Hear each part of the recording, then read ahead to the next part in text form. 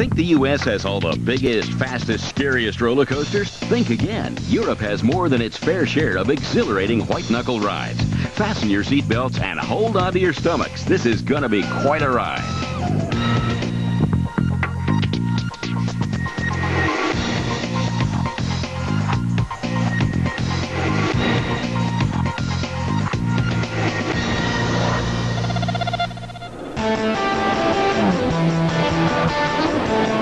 Thrill seekers from all over the world travel to Europe to sample the gravity-busting roller coasters in some of the most impressive theme parks on the planet.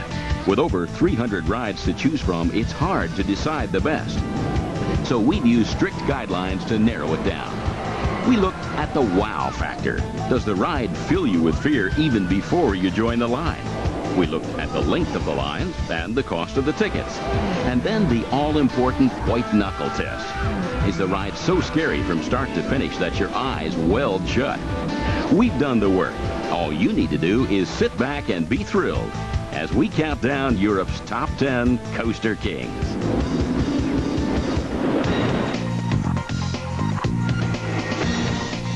First up at number 10, and it's a big one. In fact, it's the big one, just 3 hours from London at Blackpool Pleasure Beach. It's Europe's tallest and one of its fastest. Number 10, the big one. It's the sheer scale of the big one that secures its place in our countdown. It opened in 1994, and at 235 feet tall, it was then the largest, fastest, and steepest roller coaster in the world. That's the most frightening thing is when you're going up. Biggest buzz I've ever had in my life. No, it was fun. It was amazing. I came hoping to have enough courage to go on the big one. Yeah, and I did. I'm so pleased with myself.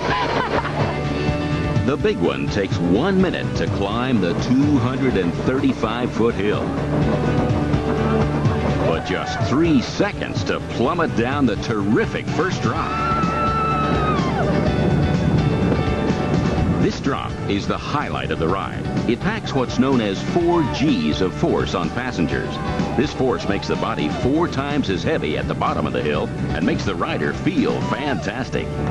The ride then takes you up the second hill at very high speed, and with the wind in your face, you feel great. After the second big hill, you get thrown into a huge banking turn. This sends you back in the direction of the station and takes you up and down some more fantastic hills and drops. All this adds up to a great 2.5 minutes of white knuckle action. The big one's design and execution is a masterpiece. Blackpool Pleasure Beach is one of England's oldest and most popular amusement parks. Its location on the coast has appealed to millions of visitors for over 100 years. In 1992, when the big one was being developed, the Pleasure Beach was already crammed full of 140 attractions, and it was thought it would be impossible to fit another ride in. They were wrong. When Jeffrey Thompson, our managing director, first came up with the idea of putting this ride in the Blackpool Pleasure and told me where he wanted to put it, I didn't sleep for 2 or 3 nights, just thinking about the problem. It's a huge engineering feat to install it.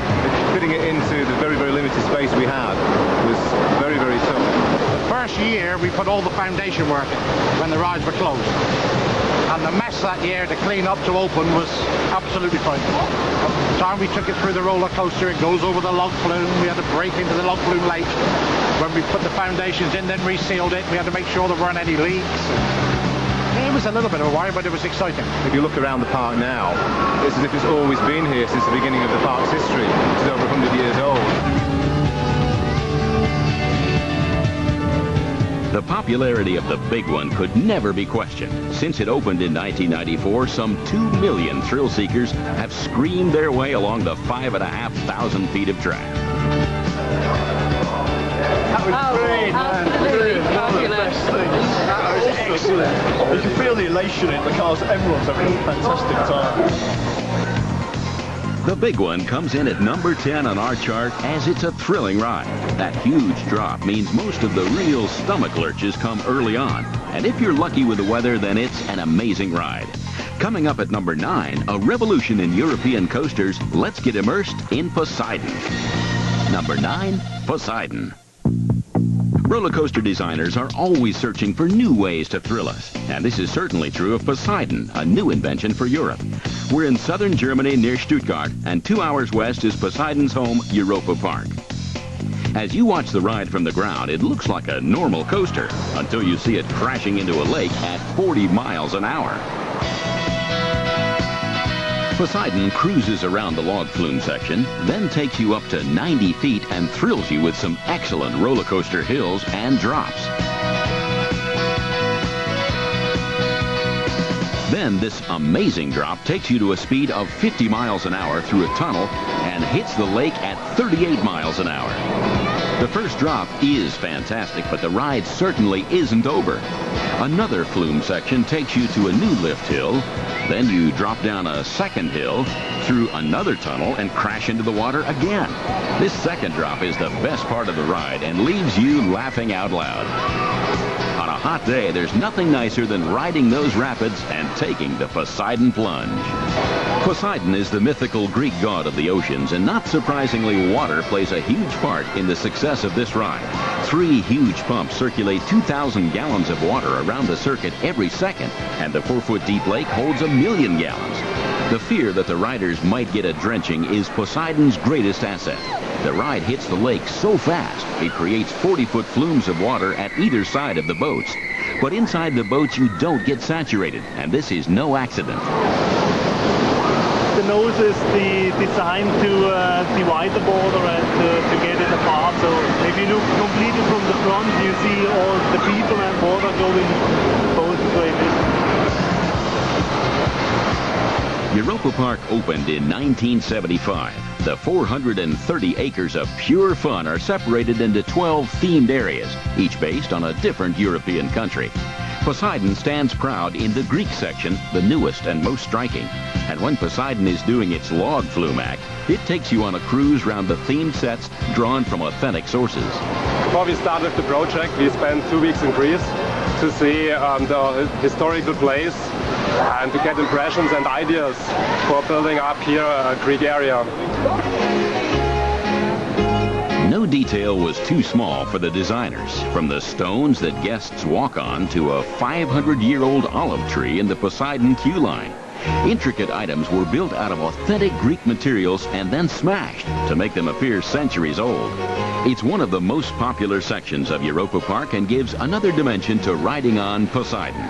So is it a roller coaster or a log flume? Well, the riders don't seem to care. It's simply a memorable 5 minutes that is selling a whole new generation on the rides we call thrill. Poseidon certainly is a great roller coaster. 5,000 feet of thrills and 1,000,000 gallons of spills. And you don't get too wet as the design protects you from a real drenching. It's a world leader in family rides and made waves with the public. Poseidon offers coaster enthusiasts something a bit different. We're up to number 8 in the chart, and all rise for Shockwave. Number 8, Shockwave. This awesome ride literally has you up and out of your seat the whole way round. It's Shockwave, Europe's only stand-up roller coaster. It's in the English Midlands, just a couple of hours from London at Drayton Manor Theme Park.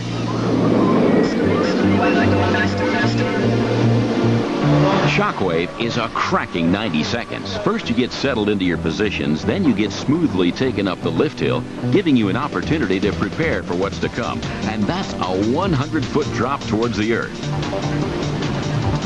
You hit the first loop at high speed. It's the world's largest stand-up loop. The rest of the ride is no picnic. Shockwave turns you upside down a further 3 times, and everyone is a winner. Before you know it, you've enjoyed some major G-forces and are hitting the brake back in the station. Traditionally, people were sitting in carriages, but this has a different psychological exposure to the elements because you've not got that reassurance of sitting in a little carriage. And I think the thing about roller coasters is you get this monoamine oxidase, which just sends you completely doolally. It's like that natural champagne.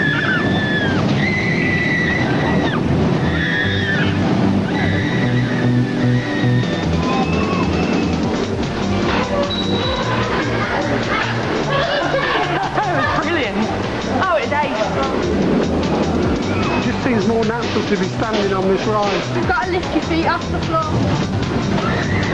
When you're sitting, you don't seem to get so much feeling.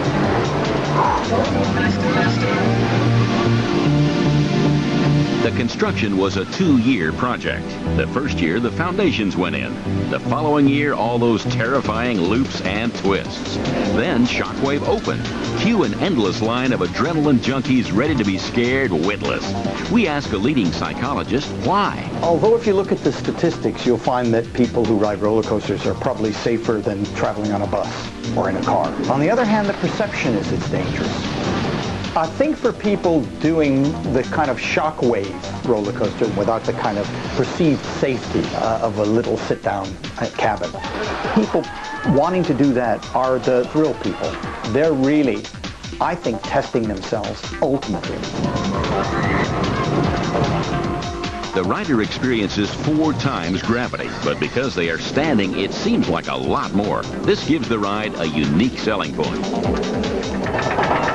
This is very much the best of its type in stand-up options. At the moment, people are going for bigger and better drop rides, suspended rides, multi-looping rides, but this will always be a classic. We're very glad that it's the only one because it means people come from far and wide to try it out. So, standing to attention at number 8 in our coaster countdown is Shockwave. The unique standing room only factor gives riders a super sensation here in Europe. For an ultra-modern coaster lover, this is an ultra-modern experience. The same cannot be said for our next entry on the countdown. It's back to Blackpool, England to board our first wooden roller coaster, the Big Dipper. Number 7, the Big Dipper. It's 1923 at the English seaside resort of Blackpool, and somehow life for the genteel holidaymakers was never going to be quite the same again. And it was all thanks to the Big Dipper.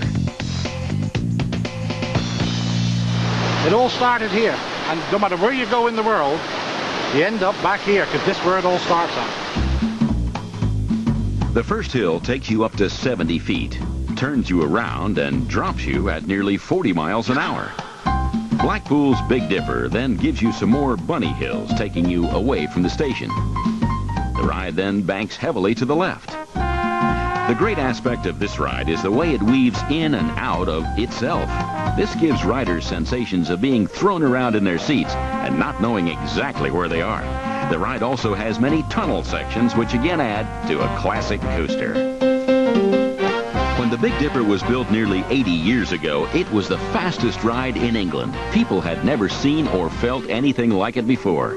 When you bear in mind that in those days the average cars didn't go much more than 25 miles an hour, to go on a roller coaster that went 45 miles an hour, this was something they thought was beyond their wildest engineering dreams. The Big Dipper is one of the classics of roller coaster design, really. It isn't the biggest, it's not the fastest, it's not the longest, and it never has been. But it has a good beginning, a good middle, and a good end. The Big Dipper's enduring fame prompted one American enthusiast to attempt a world record in the year 2000. Richard Rodriguez traveled to England to spend a staggering 2,000 hours on the Big Dipper. Well, I've been competing in marathons on the Big Dipper at Blackpool Pleasure Beach over the past 20 years. Most recently, over the last year, I broke a 2,000-hour record, spending over 3 months on the Big Dipper roller coaster. To break the record, Richard had to be on the ride day and night for 3 months. That meant round-the-clock shifts for the staff here. We had a day crew on, which was myself. Started at 8 o'clock in the morning. We did till 8 o'clock at night. The night crew come on and they took over. There's a point in the ride where it goes through a camelback turn and then goes under like an overpass. I remember it always waking me up in the middle of the night, and I just sort of enjoyed that part. It let me know that I was just about done with the ride. During the day, of course, the public was still allowed on, so the ride still had to have its daily checks and routine maintenance. This could have been a problem for Richard's record attempt. A solution was quickly found. He could save up 5 minutes every hour. So I made him save them up till the morning, which gave him an hour and a half off, which gave my people, fitters and electricians and joiners, time to check the ride every day. Richard's record-breaking time on the ride was marred by some lousy weather, and it sometimes dented his normally high spirits. You imagine riding down a freeway, an expressway at 65 miles an hour during a rainstorm and sticking your head out the window. That's what it's like riding the Big Dipper every day. So it takes a toll on you. Every day, thousands of people came to cheer Richard on, and 2,000 hours later, the record was well and truly broken. Really, the Big Dipper is, I always say, an old friend to me. I've been on that roller coaster doing marathons for more than 23 years, and there's just, it has something for everyone. It's a great ride, and certainly one of my favorite wooden roller coasters in the world.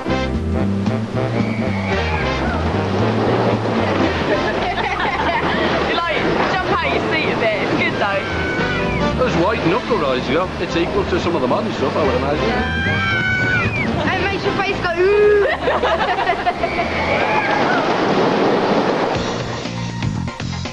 A classic roller coaster that gives you a classic ride.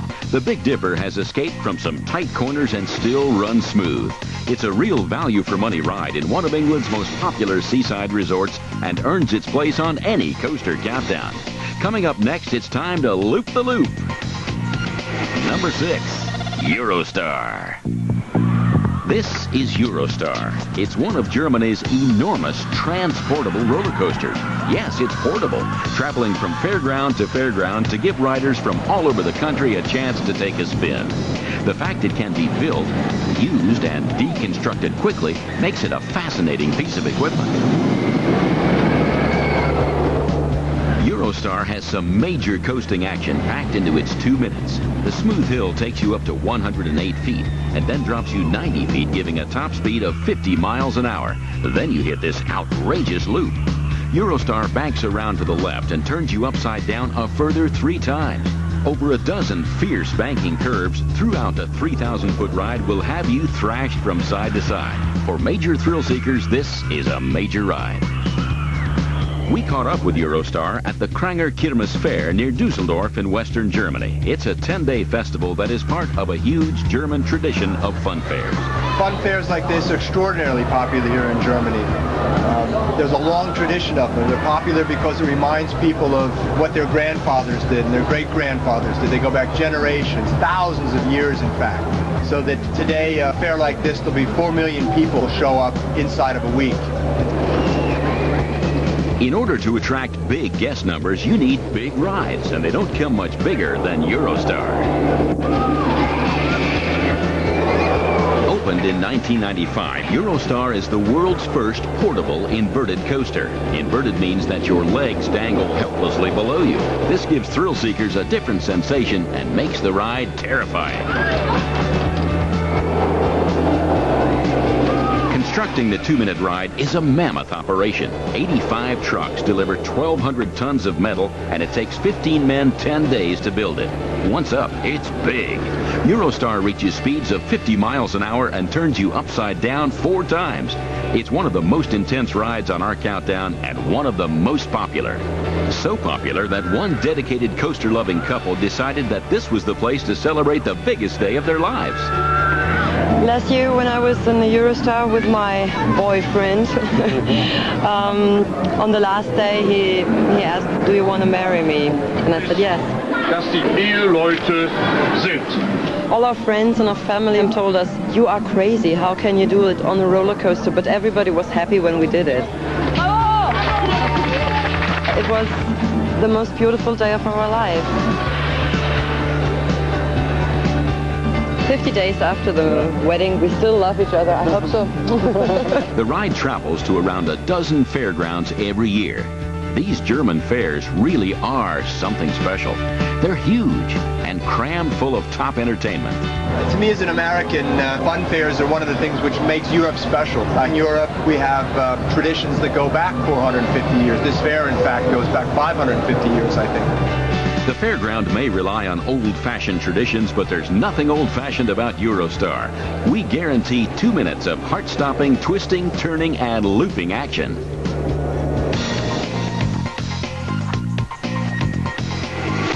Eurostar is an incredible feat of engineering, a world leader in transportable roller coasters. It's certainly worth tracking it down, and when you do find it, it's always surrounded by major celebrations and dozens of other attractions. At number 5, it's off to Oslo, Norway's capital city, and to Tusenfryd theme park, home to Thunder Coaster. It's one of Europe's brand new wooden coasters. Number 5, Thunder Coaster. Thunder Coaster will go down a real storm with wooden coaster addicts. It might look like it's always been here, but this is a state-of-the-art ride that has thrill seekers out of their seats more than they're in them. I'm a screamer, so I can't stop it. I can't help it.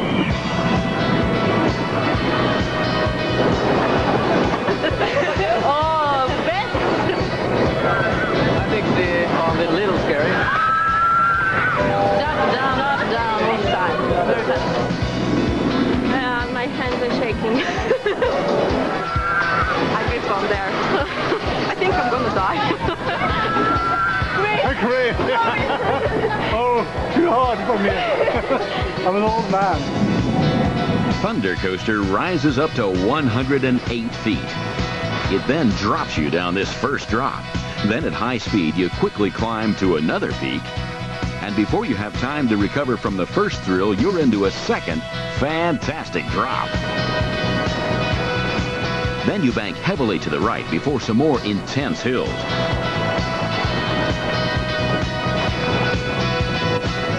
The rest of the 3,000-foot ride is an equal challenge. That's a must for wooden coaster fans.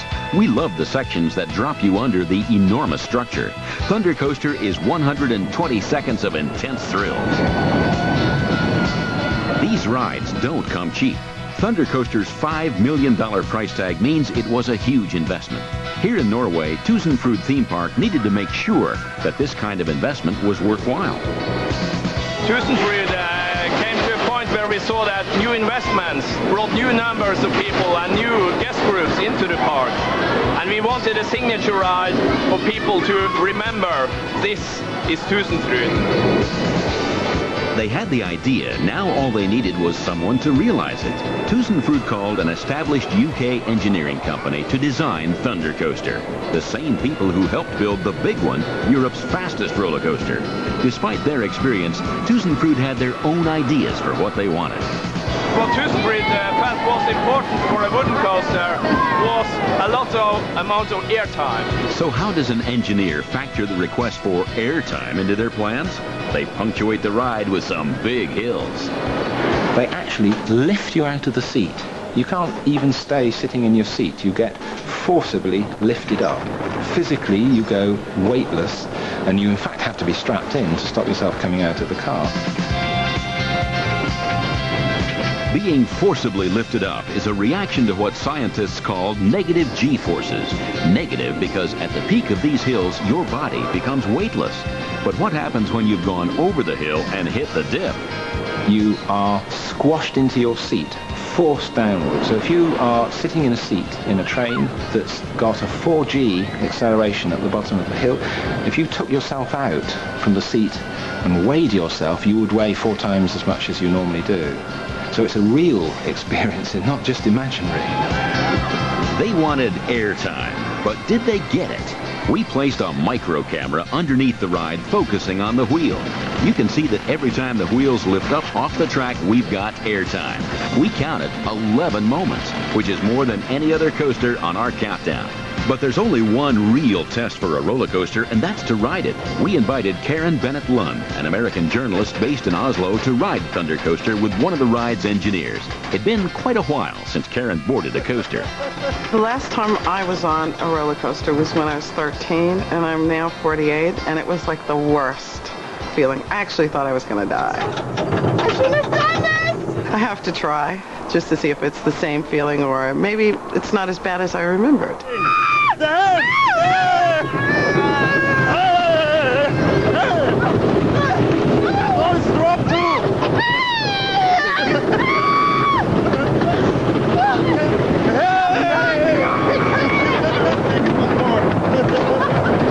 I think from the top of the first hill till the break, I screamed.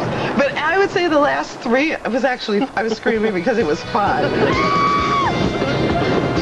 That second one is a mother, blah, blah, blah. Everybody talks about the second drop, instead of having a huge first drop, we've split it up and we've put half of it into the first drop and half of it into the second drop. What that does is that we can now go into the second drop at high speed, already feeling weightlessness, and suddenly they're into a huge further drop. And I think you get more than double the value by splitting it into two. Thunder Coaster shows how you can use new technology to create a ride which literally has you out of your seat from beginning to end. But be aware, like most coasters, it has a height restriction, so always check before you get in line. The scale of the ride makes it worthy of its inclusion. Norway might be quite a distance from the usual European tourist capitals, but it's worth a trip to check out this fantastic coaster.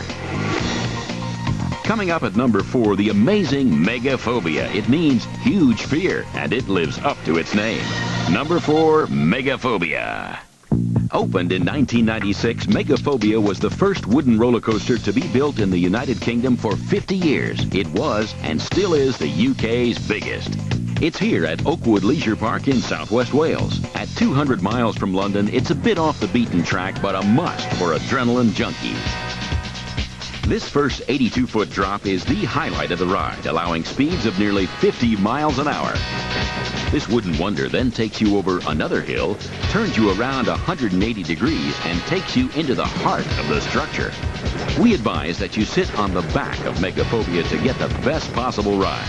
You'll be screaming until the break, but not before a couple of great bunny hills towards the end of the Timber Wonder. Wooden coasters differ from steel enormously. Steel coasters provide the same ride time after time. Mega Phobia isn't so predictable. With a wooden coaster, it is actually alive, and the actual structure, if you look close enough, you'll actually see it move. So obviously a wooden roller coaster does give you that bit more of a shake, rattle and roll ride, which is what we love. Mega Phobia took 2 years to design and build. The 3,000-foot ride used over 12,000 feet of steel track and 1,000,000 feet of timber. In fact, if you laid out all the wood end to end, it would stretch from Mega Phobia to London. That's over 200 miles. 36,000 bolts and 35 tons of nails hold this ride together. Coaster enthusiasts are, well, enthusiastic. Woo! Whoa, glorious airtime at the back there. You've been lifting right out of your seat. Wow! Does this coaster deliver? Floating hill there. Wow! Into the brakes at 27 miles per hour to a sudden stop. That is Mega Phobia for you. Mega Phobia is a corking coaster. It rattles around the track at high speed, and we love the 82-foot first drop. Oakwood Leisure Park has a friendly family atmosphere, and Mega Phobia is certainly worth a trip for dedicated coaster fans. Next, it's a truly giant structure that more than deserves its name. At number 3, Colossus. 125,000 pieces of timber, a height of over 195 feet, speeds of over 75 miles an hour. It's no exaggeration to say that Colossus is a giant among roller coasters. We're back in Germany. This time Hamburg is the nearest city, and the ride lies in Heide Park, a 1-hour drive south. The theme park is littered with some very recognizable features. But behind the symbol of freedom stands the symbol of fear. Europe's largest wooden roller coaster and one of Germany's first. Colossus gives the smoothest ride of any coaster up this 196-foot lift hill. You turn around to see the enormous terror that awaits. Then you head down this huge drop, 3 seconds that feels like a lifetime. Before you can recover, you rise again to a huge height, and another terrifying drop awaits. Colossus then banks all the way back around to bring you face to face with some more giant hills. Colossus sure is a must for wooden coaster fans. Enough wood went into Colossus to build 4,500 family homes. Everything was prefabricated off-site to make construction easier. Each little piece of timber got its own number, and we just put it together like a big puzzle. Next one, next one, next one. That saves time and money. This saving was channeled to other parts of the ride. On Colossus, extra time and money went on the passenger seats. They were slightly banked to give all riders an equal view. And when everyone gets the same view, the designers can leave the rest to gravity. You have 120 kilometers per hour. This is quite the best thing you can feel. Just now going up, down!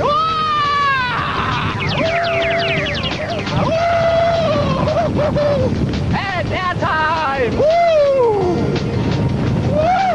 It's a classic coaster with some huge hills. We particularly like the 360-degree banking turn towards the end of the ride, known as a helix. It's a non-stop timber wonder that delivers some tremendous G's. We guarantee you'll leave the ride wanting to get straight back in line. I think it's a heart and soul thing for me to say Colossus is my number one. Yes, fantastic, it's great! It's a superb ride. 145 seconds of enormous G's and thrilling drops, keeping you terrified and amazed right up to the stop-dead brake. But riders beware, before you tuck into that extra donut, Colossus does have a size restriction. It's the second biggest wooden roller coaster in the world and unmissable. If you're a coaster fan, it takes some beating. Coming up at number 2 is DragonCon. It's a steel ride that does something no other ride can do in Europe. Turns you upside down 8 times. Number 2, DragonCon. We're in Spain. Barcelona is the nearest airport, and 1 hour away is Universal Studios Port Aventura. It's themed into familiar destinations and is home to DragonCon. It's 4,000 feet of pure terror, and with 8 inversions, a European record breaker.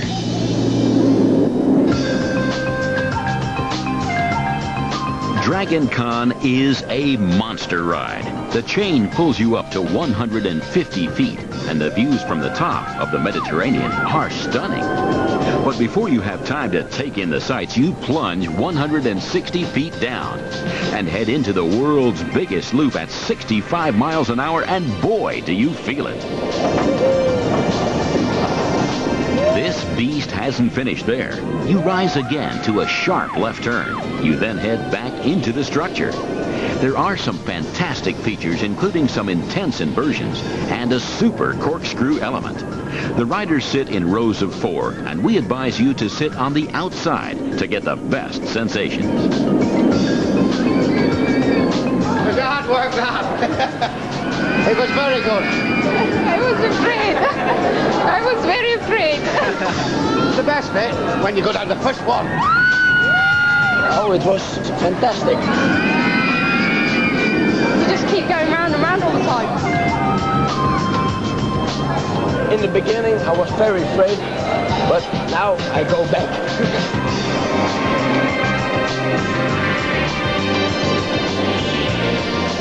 Every park is always looking for something which represents it, and DragonCon, being one of the biggest roller coasters of its type in the world, is very emblematic of that. And when people talk about Port Aventura, they automatically talk about DragonCon. The theme park industry is a multi-billion-dollar business. When new parks open, they need signature rides that make a big statement. Port Aventura opened in 1995, and with DragonCon, they wanted to make a big impression.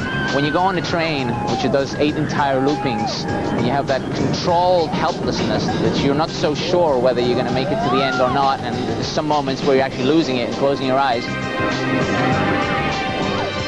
Everything about the ride is enormous, from the giant loop to the epic theming. And that theming is as good, if not better, than anything you would expect from the Universal stable. The theming in the park is not only a very static thing. I mean, of course, we are presenting buildings, trying to be extremely loyal with the tradition, but also we want the theming to tell a story to our visitors. For example, when we started to think about China, a team of 3 people went to China in order to analyze and to take notes about some key details of villages, of traditions, of culture in China. But the theming goes further than the paint and costumes. The rides have an integrated theme and a personality, and this is especially true of DragonCon. The roller coaster tells the story of a mysterious dragon, a little bit sleepy, and which awakes suddenly when some people get close to him. And when you are close to the roller coaster, you hear the roar of this dragon waking up, and that's really terrifying.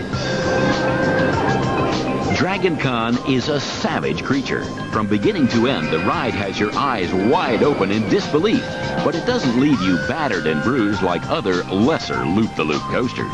I think when you stand at the exit of DragonCon and people are pointing at each other and they're holding their belly and they're covering their eyes and they're generally laughing, you know you've hit a home run. With speeds of 65 miles an hour and a length of nearly a mile, DragonCon will go down as a legend in coasters. It's a world-class ride in a world-class theme park. And with 350 days of sunshine every year, you're guaranteed a pleasant day out.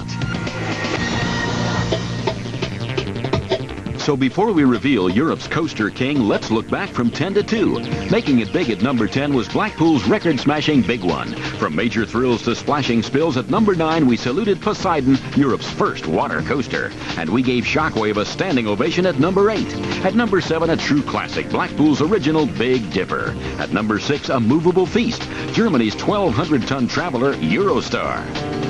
Now, it's the top 5. And at number 5 was a storm of a ride, Norway's Thunder Coaster. Just ahead at 4 was the Welsh wonder Mega Phobia. Third place is reserved for a real giant Colossus, Europe's biggest timber coaster. And just missing the top spot was Universal Studios' monster ride, DragonCon. It's time to reveal Europe's number 1 Coaster King. And it's 2 for 1, as the UK's most popular theme park delivers a double whammy in the shape of our number 1, Nemesis and Oblivion. We're back in England. From London, take a 2-hour train journey to Alton Towers, a giant theme park that's a big draw with everyone. This is where the late Princess Diana used to bring her sons for a thrilling day out. It's also home to 2 world-class coasters. This is Nemesis, and this is Oblivion.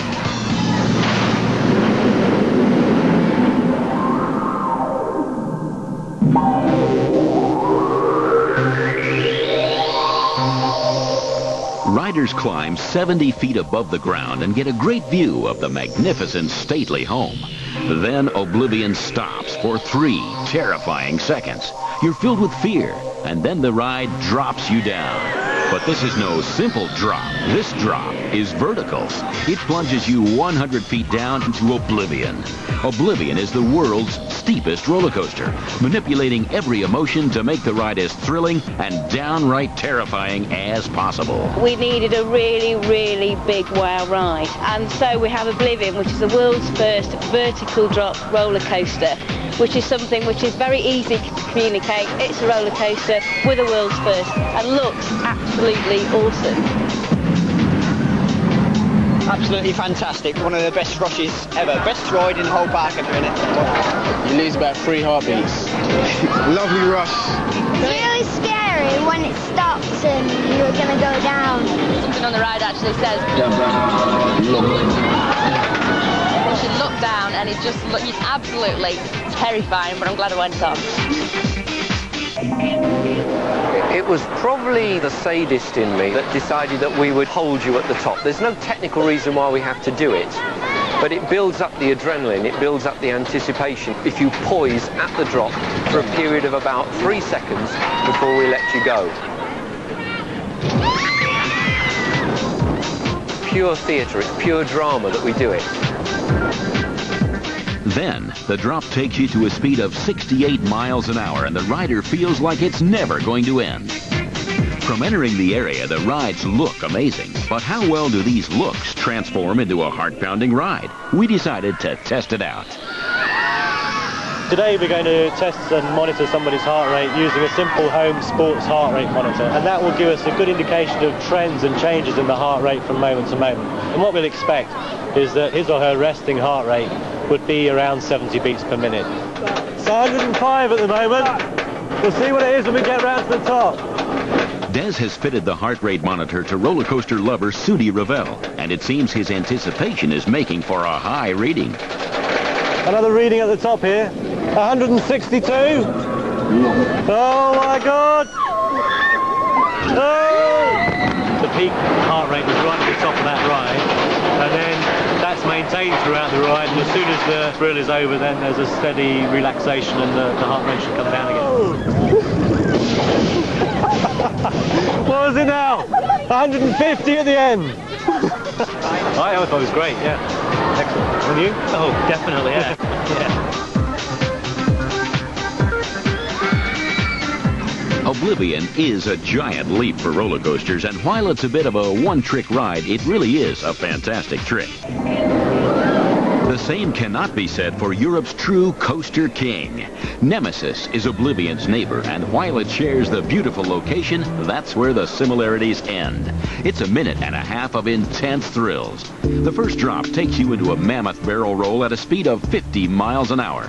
The ride then dives down into a bend under a walkway before going up into a tremendous loop that rises above the station. But the ride isn't over here. It turns around in the trees, dives back down into the ground, followed by another giant loop and a final inversion. It's an exhilarating ride that will leave you wanting more and more. You know what's going to happen to you, so you're sort of waiting for it to happen. It happens so quickly, it takes you completely by surprise. It's excellent. It's really good, especially when it flips you round over the top. But we liked it when it went upside down. Yeah, it's an amazing feeling going round and round. The bit where you're going down into, it looks like blood water, and as you're spinning and your legs are going over your head, you think you're going to hit the water as you're coming back down again. Well, we was at the front, so it just felt as if you were going to come off the end of the earth. It's brilliant. Really quick as well. The brief was to come up with an absolutely sensational and unique ride that was a challenge. So the think tank had to find ways in which we could challenge people, but they wouldn't bottle out. We don't want everyone to take one look at this and say there's no way we're going to ride on it. But before imagination was allowed to run wild, a few obstacles had to be overcome. Here at Alton Towers, we can't have rides that go up way above the trees. We have to keep everything out of sight. And if we can't go way up high, what we do is we go way down low. We had to blast out the rock in order to create this, which is what makes Nemesis unique. This you interface with water and rock, and you think that your feet are going to graze the rock faces as you go around. Where lesser coasters cruise leisurely back into the station, Nemesis has your heart in your mouth from start to stop. Just as you think you're coming back in the station, we suddenly drop you down a hole, turn you upside down, whip you up in the air, and bang, you're in the station brakes and the ride's all over. Now that's show business. Nemesis and Oblivion make perfect partners and earn a place at #1 in our countdown. Each brought a new sensation to European coaster lovers. They do get very busy, but if you book ahead online, you'll get exclusive access to the park before it opens and avoid standing in